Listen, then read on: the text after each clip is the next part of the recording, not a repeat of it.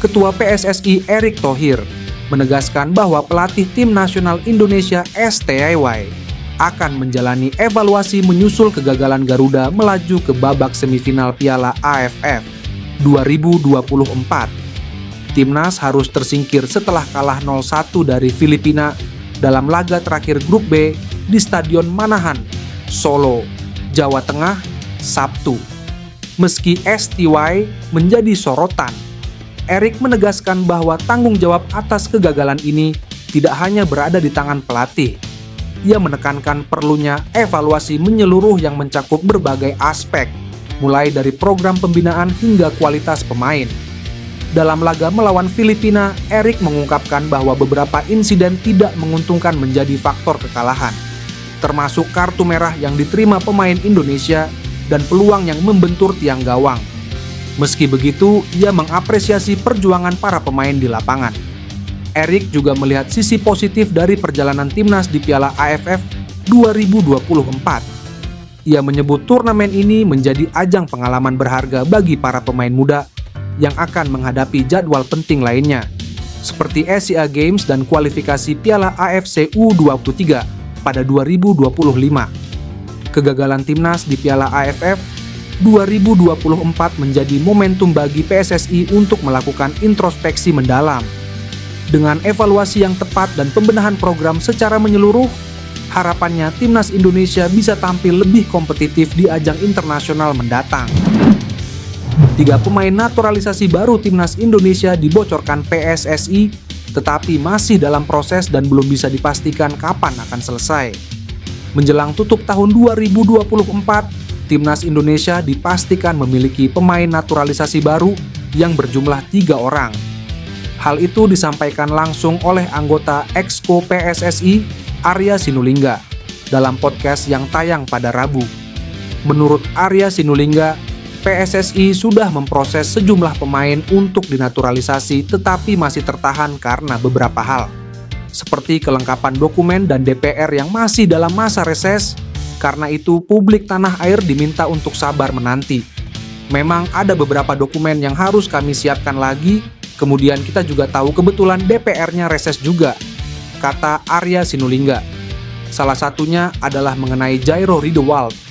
Untuk Jairo Riedewald, Arya mengatakan PSSI masih sulit untuk menaturalisasi sang pemain. Tidak dijelaskan oleh Arya apa penyebabnya, namun disebut berat. Nama Jairo Riedewald kembali mencuri perhatian, terutama bagi pecinta sepak bola Indonesia. Pemain yang memiliki darah Indonesia dan pernah berkarir di Liga Inggris bersama Crystal Palace ini dikabarkan sedang dalam proses untuk memperkuat timnas Indonesia. Informasi menarik ini pertama kali mencuat melalui unggahan seorang YouTuber ternama Yusa Nugraha. Jika semua proses berjalan lancar, kedatangan Riedewald diyakini akan memberikan dampak signifikan bagi timnas Indonesia. Dengan pengalaman bertanding di level tertinggi Eropa, ia diharapkan mampu membawa kualitas permainan yang lebih baik sekaligus memberikan inspirasi bagi pemain muda Indonesia. Miliano Jonathans akhirnya mendapat lampu hijau dari keluarganya untuk membela timnas Indonesia. Peluang untuk dinaturalisasi pun kini terbuka. Izin dari keluarga itu disampaikan oleh YouTuber Yusa Nugraha. Ia menjelaskan bahwa Miliano Jonathans dapat dukungan keluarga untuk membela timnas Indonesia. Dukungan itu datang dari keluarganya yang berada di Depok, Jawa Barat. Sebagai informasi, Jonathans merupakan salah satu dari 12 marga Belanda Depok. Usianya memang masih sangat muda, dan musim lalu sempat cedera lutut, tapi Miliano Jonathans musim ini tampil sangat impresif. Bersama Vitesse di Liga 2 Belanda, Jonathans mampu mencetak 8 gol dan 3 assist dari 12 penampilan. Torehan gol itu 61% dari total gol Vitesse di Liga 2 Belanda sejauh musim ini. Ketajaman Miliano Jonathans bisa sangat membantu timnas Indonesia yang sejauh ini memang kesulitan menemukan sosok penyerang tajam di lini depan. Tak ada habisnya bicara soal bek keturunan Inggris, Elkan Baggett. Dia selalu senang dan bahagia setiap mendapat kesempatan bergabung timnas Indonesia, meski kini dirinya tak lagi dilirik. Hal tersebut diungkapkan Elkan Baggett pada 2020 silam saat dirinya bergabung. skuad timnas Indonesia U19 yang menjalani pemusatan latihan di Kroasia. Sangat senang dan bahagia saya dapat kembali bergabung bersama timnas Indonesia U19 pada pemusatan latihan di Kroasia, kata Elkan Bagot. Nahas kebersamaan Elkan Bagot dan timnas Indonesia kini harus sirna usai dirinya tak lagi dipanggil oleh Shin Tae-yong terhitung sejak Mei 2024 lalu. Usut punya usut, Elkan Bagot diduga menolak panggilan dari Shin Tae-yong yang tengah membutuhkan bek tengah untuk timnas Indonesia U23 di playoff Olimpiade 2024. Kini, banyak pihak yang mendesak agar PSSI mau memfasilitasi atau memediasi Shin Tae-yong dan Elkan Bagot agar bisa harmonis kembali. Namun PSSI melalui anggota komite eksekutif EXCO-nya, Arya Sinulinga, menyebut jika keputusan semuanya berada di tangan Shin Tae-yong. Tapi kan semua tergantung pelatih. Kita kan punya Eliano, punya Jens Raven atau Ramadan Sananta, tapi kan tergantung pelatih, kata Arya. Ketua Umum PSSI Erick Thohir menilai timnas Indonesia seharusnya bisa lolos ke babak semifinal mengacu komposisi pelatih dan pemain di Piala AFF 2024. Hal itu disebut Erick menjadi target yang minimal tim arahan Shin Tae-yong yang mengandalkan mayoritas para pemain muda. Namun, faktanya tim Merah Putih sudah tersingkir di babak penyisihan grup. Tim asuhan Shin Tae-yong tidak bisa lolos ke babak semifinal usai kalah dari Filipina 0-1 di Stadion Manahan, Solo, Sabtu. Kekalahan ini membuat Filipina yang mendampingi Vietnam ke babak 4 besar Piala AFF 2024. Kalau ditanya, saya maunya menang lawan Myanmar, menang lawan Laos, dan menang lawan Filipina.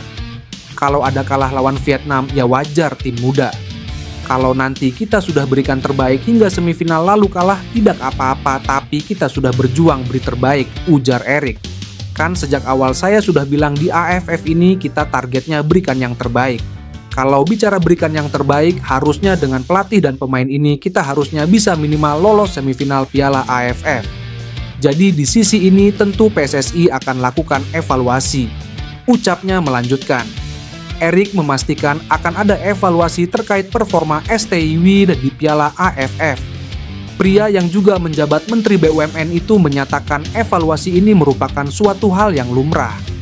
Pasti dievaluasi, orang Coach Nova dievaluasi, Coach Shin Masak tidak dievaluasi. Di kontraknya ada kok, semua pelatih wajib dievaluasi, kata Erick. Striker pemain keturunan Belanda, Mauro Zijlstra, dikabarkan masuk dalam daftar pemain naturalisasi yang sedang diproses oleh PSSI untuk memperkuat lini depan timnas Indonesia. Timnas Indonesia membutuhkan penyerang yang dapat diandalkan untuk menjebol gawang lawan, dan nama Mauro Zijlstra muncul sebagai opsi untuk mengatasi kebutuhan tersebut. Komite Eksekutif PSSI Arya Sinulinga mengonfirmasi bahwa Mauro Zijlstra telah masuk dalam daftar pemain naturalisasi, namun proses masih berlangsung untuk melengkapi dokumen yang diperlukan. Kami masih memproses dan mengevaluasi dokumennya, belum ada jaminan, ujar Arya Sinulinga. Mauro Zijlstra telah menunjukkan performa gemilang di level usia muda dengan catatan gol yang impresif, menegaskan dirinya sebagai penyerang tajam. Pada musim 2023-2024, bersama NEC Nijmegen U21, ia mengemas 9 gol dan 1 assist dari 19 penampilan. Di musim ini bersama Volendam U21, Mauro Zijlstra kembali menunjukkan ketajamannya dengan 6 gol dan 2 assist dari 9 pertandingan.